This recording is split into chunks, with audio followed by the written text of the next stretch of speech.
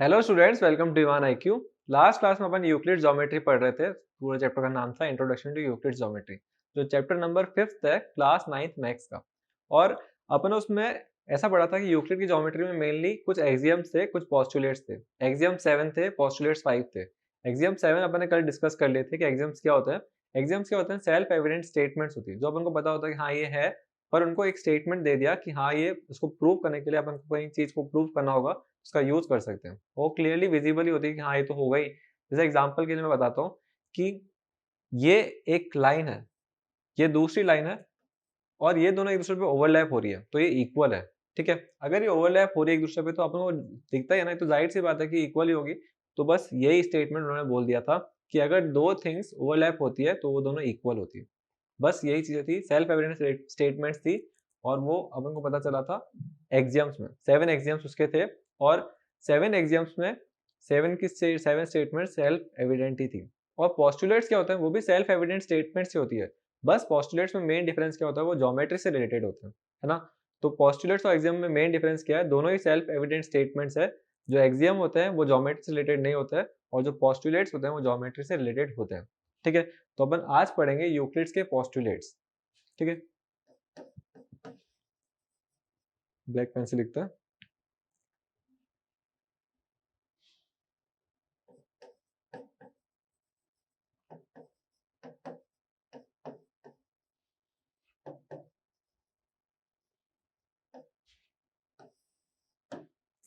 ठीक है, तो ये अपन पढ़ने वाला है यूक्लिड्स के पोस्टुलेट। अब यूक्लिड के पोस्टुलेट जो होते हैं वो अलग अलग पोस्टुलेट्स थे, वो सीक्वेंस के हिसाब से, तो अपन सीक्वेंस के हिसाब से पढ़ते हैं। पहला पढ़ा अपन पोस्टुलेट 1। पोस्टुलेट 1 में क्या बोला उसने? तो पहले उसको अपन नॉर्मल लैंग्वेज में समझेंगे, फिर उसकी लैंग्वेज क्या थी वो भी देख लेंगे।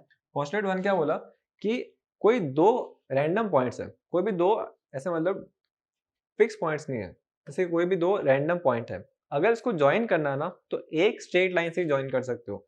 एक यूनिक लाइन ही होगी जो इनको ज्वाइन करेगी। एक और लाइन नहीं हो सकती जो इन पॉइंट्स को ज्वाइन कर रही होंगी। जैसे मैंने बोला कि इन दोनों को मैंने ज्वाइन करा इस लाइन से, एक स्ट्रेट लाइन से मैंने इनको ज्वाइन कर लिया। ये मेरा पहला पॉइंट है और ये मेरा दूसरा पॉइंट है। अब मैं एक और स्ट्रेट लाइन नहीं बना सकता जो इसको ज्वाइन कर सकती हो। जैसे ये एक स्ट्रेट लाइन, ये तो कर्व हो गया ना, ये भी एक स्ट्रेट लाइन है, ये भी कर्व हो गया।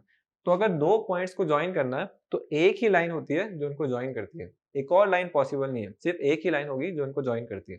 तो पोस्टुलेट 1 की लाइन क्या थी या उसकी स्टेटमेंट क्या थी? तो उसको ऐसा बोला था, there is only a unique line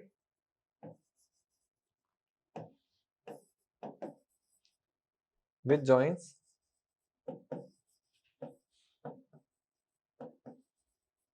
to points. ठीक है, दो पॉइंट्स को अगर ज्वाइन करेंगे तो उसके लिए सिर्फ एक यूनिक लाइन होती है जो उन दोनों को ज्वाइन करती है। एक और कोई दूसरी लाइन उस पर एग्जिस्ट कर ही नहीं सकती। तो ये सेल्फ एविडेंट स्टेटमेंट है, क्लियरली दिख रहा है कि अगर दो पॉइंट को ज्वाइन करना तो एक लाइन ही होगी, दूसरी लाइन तो कर्व आ जाएगा ना, फिर वो तो सेल्फ एविडेंट ही थी। और वही उसने पहले ही बोल दिया था कि सेल्फ एविडेंट स्टेटमेंट्स है। बस इसको पढ़ लो, क्योंकि आगे अपन को रीजन देना हो तो अपन डायरेक्टली लिख देंगे कि एक और लाइन पॉसिबल नहीं है क्योंकि यूक्लिड ने बोला था। ठीक है, तो बस ये इसकी पोस्टुलेट 1 था। पोस्टुलेट 2 पे आता है। पोस्टुलेट 2 पे आता है।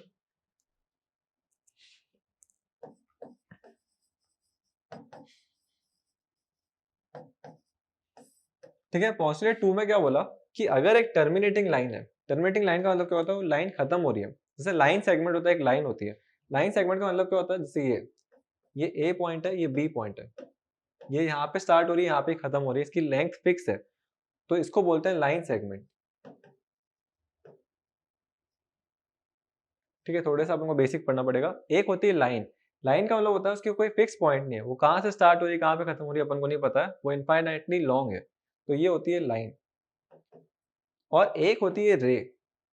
रे का मतलब होता है उसका स्टार्टिंग पॉइंट तो फिक्स्ड है, पर एंडिंग पॉइंट पता नहीं है, वो कहाँ पे एंड होगी ये नहीं पता है। तो रे एक एंड से इनफाइनाइटली लंबी जाती है। जो लाइन सेगमेंट होता है वो दोनों एंड्स पे एंड हो जाता है, और लाइन जो होती है वो दोनों एंड से अपन उसको एक्सटेंड कर सकते हैं, कितना भी लंबा करना हो सकता है। ठीक है, तो वही था पोस्टुलेट 2 कि अगर एक लाइन सेगमेंट है तो उसको अपन इनफाइनाइटली लॉन्ग बना सकते हैं स्ट्रेच करके। ठीक है, उसको अपन इनफाइनाइटली लॉन्ग बना सकते हैं, उसके कोई एंड्स नहीं होते हैं। तो अपन एक लाइन सेगमेंट को लाइन बना सकते हैं अगर उसके दोनों एंड्स को स्ट्रेच करेंगे तो। बस यही पॉइंट था। तो उसमें ऐसा बोला line segment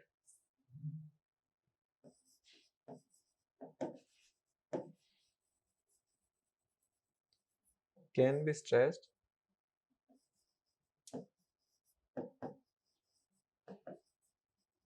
up to a infinite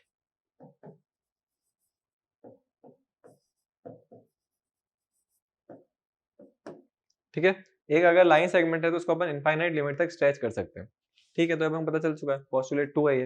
अब आता है अपने नेक्स्ट पोस्टुलेट पे, पोस्टुलेट नंबर 3। पोस्टुलेट नंबर 3 क्या है?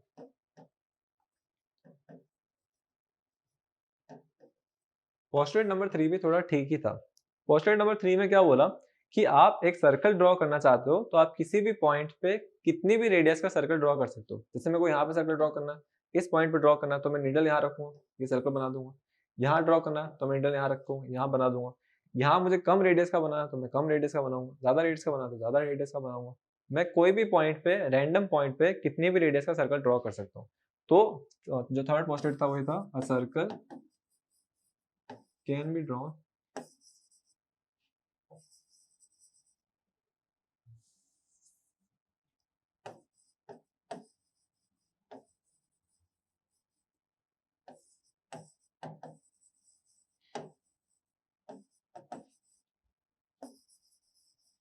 with any possible radius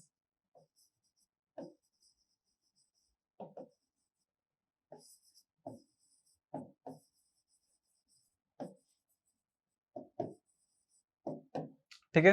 अगर एक सर्कल है तो उसको अपन कोई भी पॉइंट पे ड्रॉ कर सकते हैं, कोई भी रेडियस के साथ उसको ड्रॉ कर सकते हैं। तो ये इसका था थर्ड पोस्टुलेट। अपन को नंबर के पोस्टुलेट्स के थोड़ा बहुत पता होना चाहिए क्योंकि पोस्टुलेट्स जो है ना वो थोड़े ऐसे मतलब फिक्स्ड है, कंपोज्ड है। जैसे जो एग्जाम्स है ना वो लाइन सर होना कैसे भी बोल सकते थे, लेकिन पोस्टुलेट्स जैसे थर्ड पोस्टुलेट बोले तो थर्ड पोस्टुलेट ही पूछ रहे हैं, फोर्थ पोस्टुलेट बोल रहे हैं तो फोर्थ पोस्टुलेट ही पूछ रहे हैं, है ना। तो अपन को थोड़ा सा इसमें एक डेफिनेट अपन को बताना होगा कि डेफिनेट के अपन को जैसे पोस्टुलेट 3 पूछा तो उसकी स्टेटमेंट ही बतानी है। ऐसा नहीं कि अपन पोस्टुलेट 4 की स्टेटमेंट 3 में बोल रहे हैं, तो थोड़ा गलत हो जाएगा। ठीक है, तो पोस्टुलेट 3 आ गया अपन के पास में। अब अपन आगे बढ़ते हैं, अपना पोस्टुलेट नंबर 4 का आते हैं।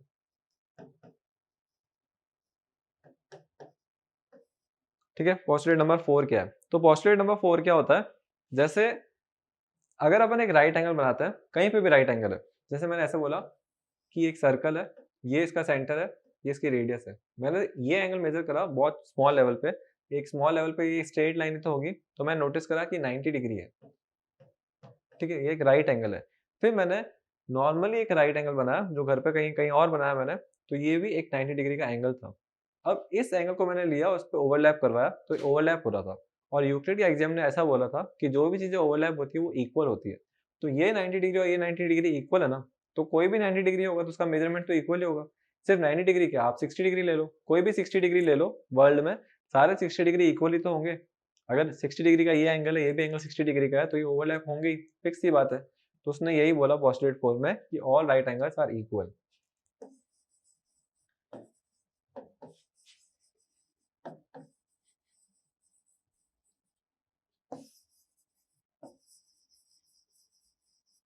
ठीक है, ये अपन का हो गया फोर्थ पोस्टुलेट पूरा। अब आता है अपने सबसे इंपॉर्टेंट पोस्टुलेट पे। ये यूक्लिड के हिसाब से भी सबसे इंपॉर्टेंट है और अपन के हिसाब से भी सबसे इंपॉर्टेंट है क्योंकि यही एग्जाम में पूछा जा रहा है बार बार। तो उस पोस्टुलेट का नंबर है पोस्टुलेट नंबर 5।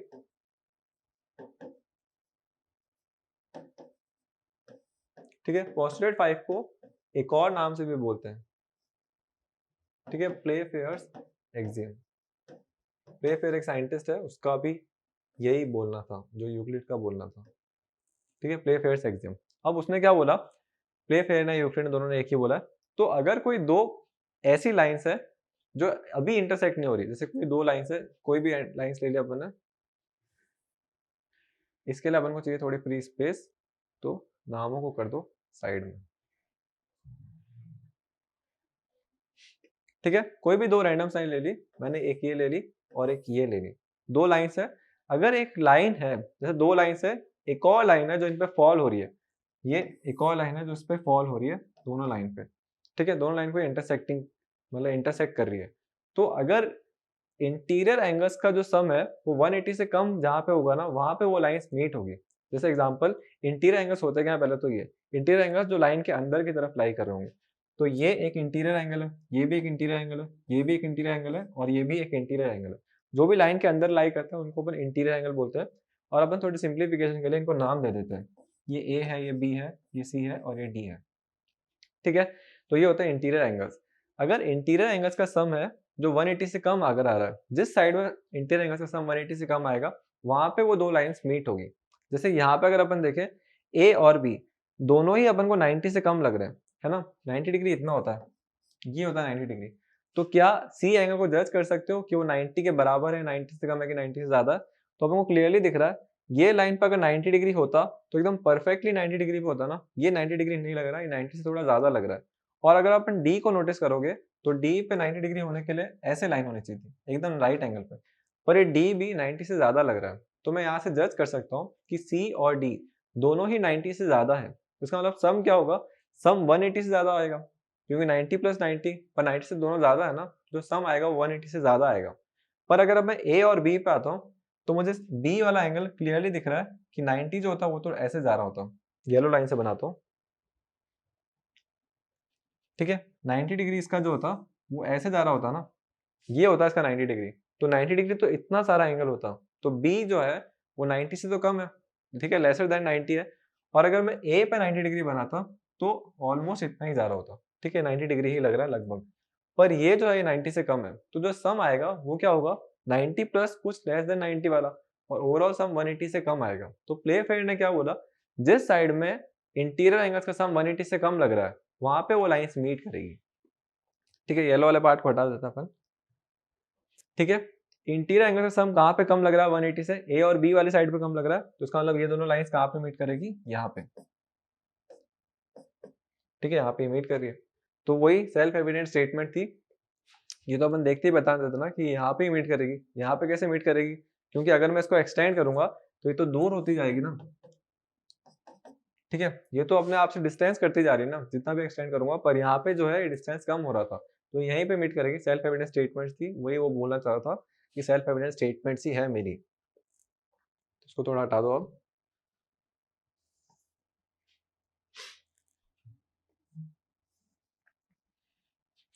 ठीक है, तो इसको लिखेंगे कैसे? उसके बाद लिख देते हैं डेफिनेशन क्या है इसकी, इसका स्टेटमेंट क्या है।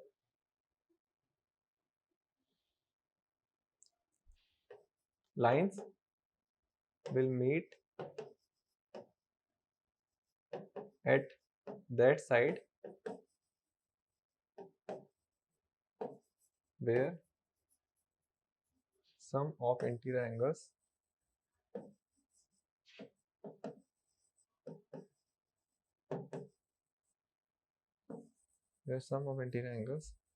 is coming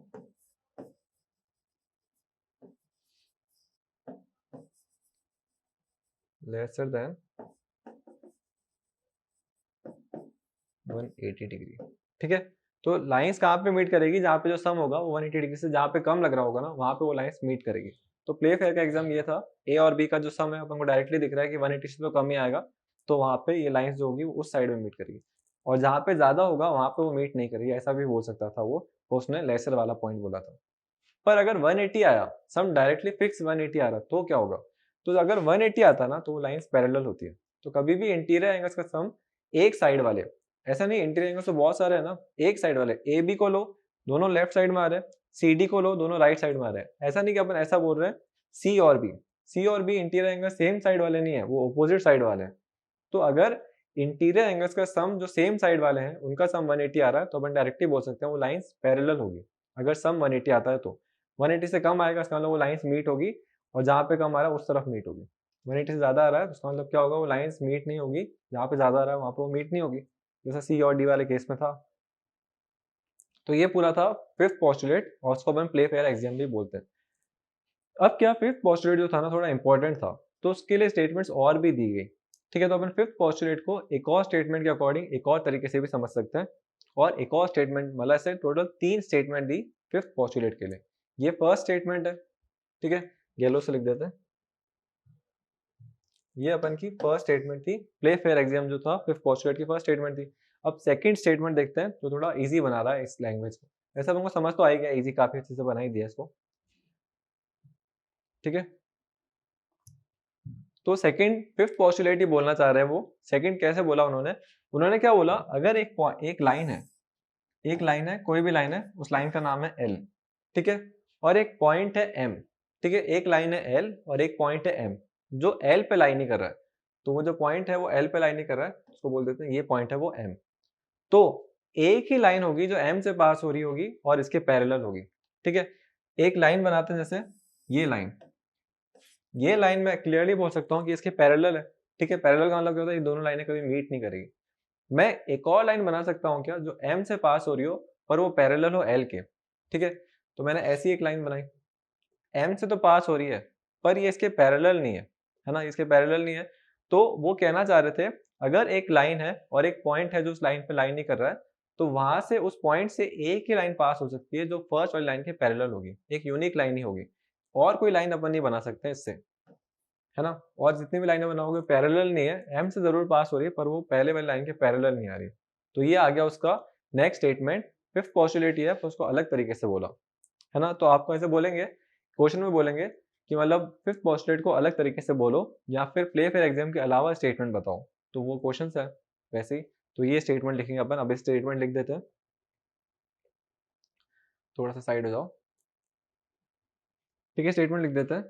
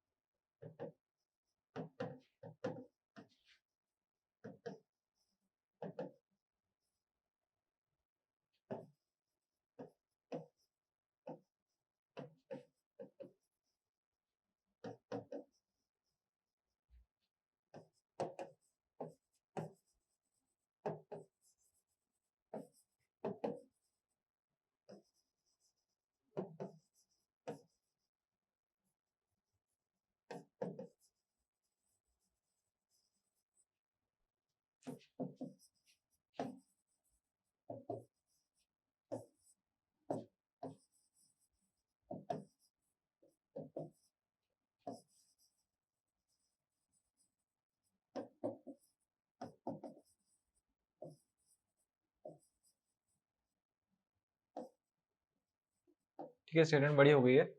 If a point is not lying on a line, then there is a unique line which passes through the point and which is parallel to the given line.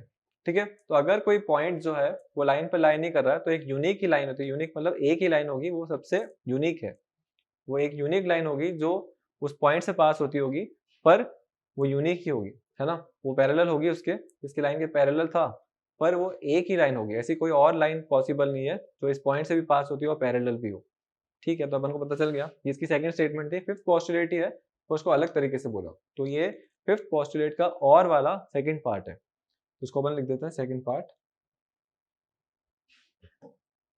Self evident ही है वैसे भी, ये अपन सबको clearly पता ही था कि अगर कोई पॉइंट है और वो एक लाइन पे लाइन नहीं कर रहा है, तो उसके अपन उस पास होते हुए एक लाइन बना सकते हैं जो फर्स्ट लाइन के पैरेलल होगी, पर एक और लाइन नहीं बना सकते। आप इस पॉइंट से एक और लाइन ऐसी बना सकते हो क्या जो इसके पैरेलल हो एल के? पॉसिबल ही नहीं है। कैसा भी करके देख लो, कितना भी कम एंगल कर दो, ये लाइन अब इसके पैरेलल नहीं रही फर्स्ट वाली लाइन की, ये तो मीट हो जाएगी ना। इसको आप एक्सटेंड करो, यहाँ पे ही मीट हो जाएगी। तो पैरेलल लाइंस वो वाली लाइंस होती है जो मीट ही ना हो, तो सिर्फ एक ही पॉसिबल थी, वो थी ये वाली, ठीक है। एक ही प्रॉपर होगी जो यूनिक बोला, तभी उन्होंने यूनिक बोला। अब आते हैं अपन थर्ड तरीके से, उसने कैसे बोला, तो इसको थोड़ा एक्सटेंड कर लेते हैं, ठीक है। थर्ड तरीका, उसने क्या बोला कि कोई दो इंटरसेक्टिंग लाइन है, कोई दो इंटरसेक्टिंग इंटरसेक्टिंग मतलब वो मीट होती होगी, जैसे दो इंटरसेक्टिंग लाइंस है ये। अब मेरे को एक लाइन ऐसी बनानी है जो दोनों के पैरेलल हो, ठीक है। तो अगर कोई दो इंटरसेक्टिंग लाइन है, तो अपन एक ऐसी पैरेलल लाइन नहीं बना सकते हैं जो दोनों के पैरेलल हो। जैसे मैंने इसको अभी फोकस पे रखा, दो इंटरसेक्टिंग लाइन को अलग अलग कलर से डिनोट कर देते हैं एक बार। येलो शायद अच्छे से नहीं दिख रहा होगा, ये अपन ने ले लिया रेड। येलो नहीं लेके क्या ले, येलो एक बार ले लेते हैं, ठीक है। दो डिफरेंट लाइंस है, दो डिफरेंट लाइन है ये। अब इनको ऐसा एक लाइन बनानी है जो दोनों के पैरेलल हो, ठीक है।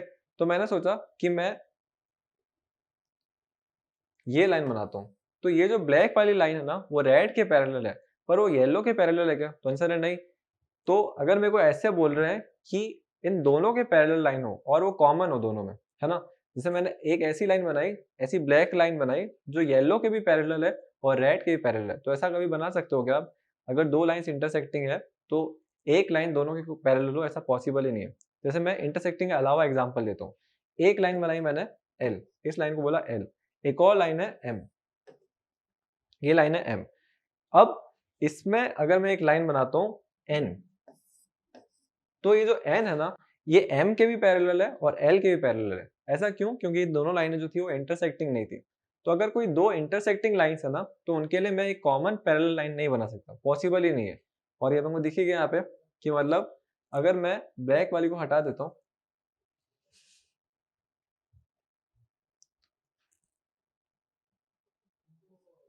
ठीक है? तो ब्लैक वाली को अगर मैं हटा देता हूँ, तो एक ऐसी लाइन बना ही नहीं सकता हूँ जो दोनों के पैरेलल हो। यहाँ पे अगर मैं बनाऊंगा तो ये इसके पैरेलल नहीं है, किसी के भी पैरेलल नहीं है। अगर मैं येलो के पैरेलल बनाता हूँ तो वो रेड के पैरेलल नहीं है, रेड के पैरेलल बनाता हूँ तो वो येलो के पैरेलल नहीं है। तो अगर दो इंटरसेक्टिंग लाइंस है तो एक कॉमन पैरेलल लाइन नहीं बना सकते उनके लिए, पॉसिबल ही नहीं है। तो यही फिफ्थ पोस्टुलेट ही था। फिफ्थ पोस्टुलेट को अलग अलग तरीके से बोला हुआ है, ठीक है? तो उसको भी एक बार लिख देते हैं।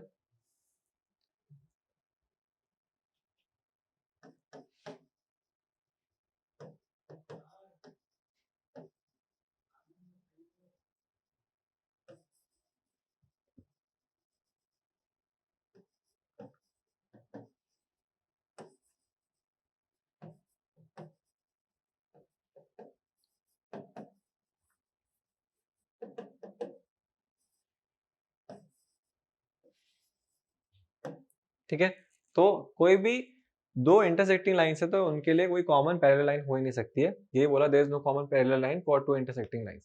तो दो इंटरसेक्टिंग लाइन है तो उनके लिए पैरेलल लाइन पॉसिबल नहीं है। अगर मैं ऐसा बोलता, जैसे ये लाइन है और एक ये लाइन है, ये इंटरसेक्टिंग है क्या? अभी अपन के हिसाब से दिख रहा है कि इंटरसेक्टिंग नहीं है। तो क्या इनके लिए मैं पैरेलल लाइन बना सकता हूँ? क्योंकि उन्होंने तो सिर्फ इंटरसेक्टिंग लाइन के लिए बोला ना, ये तो नॉन इंटरसेक्टिंग लाइन है। तो आंसर है, थोड़ा कॉमन सेंस भी अपन को लगाना पड़ेगा, क्योंकि ये इंटरसेक्ट हो रही है। अगर मैं इसको थोड़ा आगे प्रोड्यूस कर रहा हूँ तो ये देखो यहाँ पे इंटरसेक्ट हो जाएगी। तो इसका मतलब ये जो थ्योरम होगा इस पे एप्लीकेबल ही होगा, इंटरसेक्टिंग ही है कहीं ना कहीं से। तो आपको थोड़ा आगे का इमेजिन करना है कि हाँ, पूरा देखना कि वो मीट हो रहा भी है कि नहीं कहीं ना कहीं। तो ये दोनों तो मीट हो गए, इसका मतलब ये इंटरसेक्टिंग लाइन है। और इसमें भी अपन एक लाइन ऐसी नहीं बना सकते हैं जो दोनों के पैरेलल हो, है ना? यहाँ पे पॉसिबल नहीं है। तो इसका बोलते हैं तो इन दोनों को अगर मैं कॉमन सेंस लगा के देखता भी हूँ तो ये कहीं ना कहीं कहीं पे मीट नहीं कर रहे हैं। तो मैं यहाँ पे बोल सकता हूँ हाँ, यहाँ पे पॉसिबल है। ये जो लाइन है ये दोनों के पैरेलल है और कॉमन लाइन है। ये इसके भी पैरेलल है और ये इसके भी पैरेलल है ना? इसके भी पैरेलल है और इसके भी पैरेलल है, ठीक है? तो ये अपन को आ चुका है पूरा। कॉमन लाइन अगर होगी तो उसको अपन ऐसे से करके देख सकते हैं। अब आते हैं अपन के क्वेश्चंस। सारे पोस्टुलेट्स हो गए अपन के, सारे थ्योरेटिकल पार्ट यूक्लिड का खत्म हो गया। तो यूक्लिड ने वही दिया था, 7 एक्सियम्स दिए थे और 5 पोस्टुलेट्स दिए थे। फिफ्थ पोस्टुलेट जो था थोड़ा इंपॉर्टेंट था, उसके 3 तरीके थे अलग अलग लिखने के, और वो अपन ने तीनों तरीके डिस्कस कर लिए। अब आते हैं क्वेश्चंस कैसे कैसे आएंगे यूक्लिड से रिलेटेड। तो अपन को क्वेश्चंस करने हैं। क्वेश्चन, फर्स्ट क्वेश्चन लेते हैं। क्या बोला है कि एक लाइन है, उसमें पॉइंट्स है ए बी सी डी। ये डी पॉइंट है, सी पॉइंट है, बी पॉइंट है, ये ए पॉइंट है। तो ये एक लाइन है। अब इस लाइन सेगमेंट में कुछ चीजें गिवन दी है क्वेश्चन में। ये गिवन है कि AC जो है वो BD के इक्वल है। ये चीज पहले से ही गिवन है और अपन को बोल रहे हैं प्रूव करके बताओ कि जो AB है ना वो CD के इक्वल है। ये चीज को प्रूव करके बताओ। तो अपन को ये चीज को प्रूव करना है इधर से। तो क्या करेंगे अपन, given AC equal to BD है और अपन को ये चीज प्रूव करनी है। तो जो गिवन है उसको एक बार लिख दो। तो मैंने लिख दिया AC इक्वल टू BD। ये चीज अब अपन प्रूफ कर रहे हैं, सॉल्यूशन कर रहे हैं मतलब। अब यूक्लिड ने क्या बोला था, अगर कोई दो चीजें इक्वल है और उन दोनों में से सेम चीज को सब्ट्रैक्ट करते हैं तो जो आंसर आएगा वो इक्वल आएगा। तो मतलब ऐसा उसने बोला था ना कि if same things are subtracted from equal things then the result will be equal, ठीक है? तो अपन वही यूक्लिड का एक्सियम यूज करके ऐसा बोल रहे हैं कि अपन ने दोनों तरफ से सेम चीज को सब्ट्रैक्ट करवाया। कौन सी सेम चीज? तो मैंने AC में से सब्ट्रैक्ट करवाया BC को और BD में से भी सब्ट्रैक्ट करवाया BC को, दोनों तरफ से BC तो सब्ट्रैक्ट करवाया, दोनों तरफ से सेम चीज सब्ट्रैक्ट हो रही, तो मैंने कुछ नया नहीं करा है, सेल्फ एविडेंट है ना, दो चीजें इक्वल थी, दोनों में से सेम चीज सब्ट्रैक्ट करवा दी, तो जो आंसर आएगा वो वापस इक्वल ही आएगा। तो बस मैंने यूक्लिड का एक्सियम लगाया, अप्लाइड, आप ऐसा मत लिखना, आपको रीजन लिखना पड़ेगा, यहाँ पे पूरा यूक्लिड का एक्सियम लिख के आना। क्या एक्सियम लिख के आओगे कि if same thing is subtracted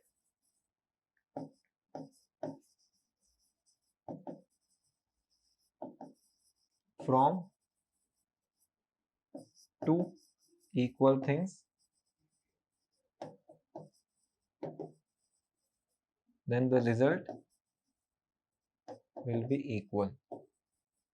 ठीक है, then the result will be equal, will be equal। ठीक है, वो will be equal यहाँ पे नहीं आ रहा, यहाँ पे मैं to be continue लिख देता हूँ और यहाँ पे there है। ठीक है, अगर दो चीजें सब्ट्रैक्ट हुई तो आपको यहाँ पे पूरा स्टेटमेंट लिखना पड़ेगा, ऐसा नहीं कि आपको शॉर्ट में लिख के आ गए, पूरा यूक्लिड का जो स्टेटमेंट यूज हो रहा है वो यहाँ पे लिख के आना, क्योंकि रीजन बता रहे हैं ना अपन क्यों अपन ने करा ये सब्ट्रैक्ट, क्योंकि यूक्लिड नहीं बोला था, तो यहाँ पे काम आते हैं यूक्लिड की चीजें। अब AC माइनस BC, ये AC है, इसमें से BC चला गया तो क्या बच गया AB, जैसे AC है ना, इसमें से BC सब्ट्रैक्ट हो गया तो सिर्फ AB तो बच रहा है, और BD में से ये चीज चली गई, मतलब BD ये पूरा है, इसमें से ये चीज को सब्ट्रैक्ट करोगे तो कितना बचेगा, ये पूरा पार्ट बचेगा ना, और ये पूरा पार्ट कौन है CD, तो अपन यहाँ पे लिख देंगे CD, और यही तो प्रूव करना था, prove that AB is equal to CD, hence prove. ठीक है, तो ऐसे करके आपको प्रूफ करने होंगे, जो सेल्फ एविडेंट क्वेश्चंस भी सेल्फ एविडेंट ही है, आपको क्लियरली दिख रहा है कि हाँ इक्वली तो होंगे, पर उसको प्रूव करके बताना है, लिख लिख के बताना है, तो ये अपन लिख लिख के ऐसे बता देंगे। ठीक है, चलो एक और क्वेश्चन करके देखते हैं अपन इसका, एक और क्वेश्चन भी अच्छा ही है, वो भी मतलब इक्वल वाला उसी पे बेस्ड है। क्या क्वेश्चन है वो, तो ये कह रहे हैं कि एक लाइन है, ये A है, ये B है और ये C है, एक लाइन है, अपन को प्रूव करना है कि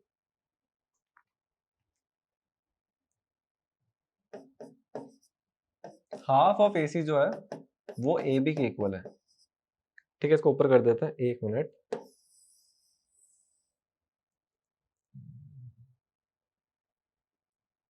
ठीक है, ये अपन को प्रूव करना है, to prove AB is equal to half of AC, और गिवन है कुछ अपन को, गिवन ये है कि B is mid point of AC, B is mid point of AC, ये अपन को गिवन है। अब अपन करेंगे यहाँ पे अपना प्रूफ, ये अपन का सॉल्यूशन है। हर बार अपन को यही करना होता है, अब ट्रायंगल चैप्टर जब पढ़ेंगे तो अपन को इस चीज का काफी दिखने में हेल्प होगा कि अपन को प्रूव क्या करना है, गिवन क्या है, कंस्ट्रक्शन क्या करा है और प्रूफ क्या है, चार चीजें होती है, टू फाइंड मतलब टू प्रूव, जो चीज अपन को प्रूव करनी है वो, फिर गिवन क्या क्या क्वांटिटीज है वो, फिर कंस्ट्रक्शन अपन ने क्या क्या, कुछ कंस्ट्रक्शन भी होगा पैरेलल ट्रायंगल वाले चैप्टर में, वो तो बात की बात है, और फिर प्रूफ, अपन क्या प्रूफ दे रहे हैं, एक तरीके से लॉ जैसे जो लॉ जो स्टूडेंट्स होंगे वो जो पढ़ते होंगे वैसा वैसा कुछ पढ़ रहे हैं अपन। तो अपन आते हैं इसमें यहाँ पे वापस से, कभी भी ऐसा बोला हुआ होता है ना कि इस लाइन का ये मिड पॉइंट है, मिड पॉइंट का मतलब क्या है, ये इसके जस्ट मिड में आ रहा है, मिड में आ रहा है, तो ये जो लेंथ होगी और ये जो लेंथ होगी वो तो इक्वल होगी, ये चीज हमेशा गिवन ही है। बी अगर मिड पॉइंट है तो अपन डायरेक्टली बोल सकते हैं ए बी और बी सी इक्वल है, तो अपन बोल सकते हैं A B is equal to B C, और उसका रीजन क्या देंगे,